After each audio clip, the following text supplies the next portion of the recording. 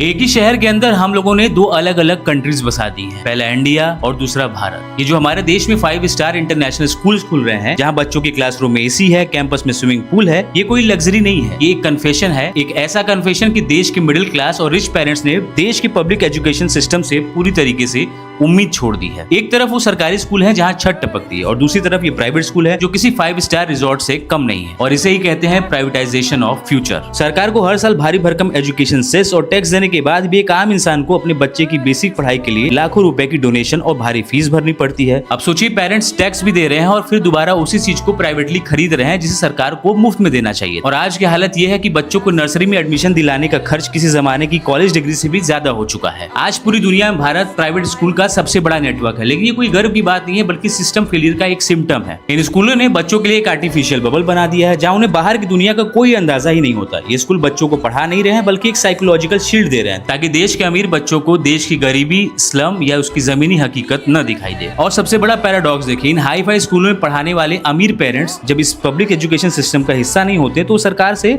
स्कूलों को ठीक करने की अकाउंटेबिलिटी पे सवाल पूछना ही बंद कर देते हैं। और जब समाज का ताकतवर और पढ़ा लिखा तबका सरकारी स्कूलों की तरफ देखना छोड़ देता है तो वो सिस्टम और सड़ता जाता है, और इसी से हमारा समाज दो वर्गों में बढ़ जाता है। एक जो रूल करने के लिए पैदा हो रहा है और दूसरा जो सर्व करने के लिए पैदा हो रहा है। हम अपने बच्चों को बेहतरीन एजुकेशन देना चाहते हैं, ये सही भी है, लेकिन जब शिक्षा एक बुनियादी अधिकार न रह के कॉमर्शियल प्रोजेक्ट बन जाए तो वो देश को आगे नहीं ले जाती, बल्कि और अंदर ही अंदर खोखला करती है। और जब तक देश का नेता या अमीर तबका अपने बच्चों को सरकारी स्कूलों में नहीं भेजेगा, तब तक इन स्कूलों में जमीनी स्तर पर सुधार कभी नहीं आएगा।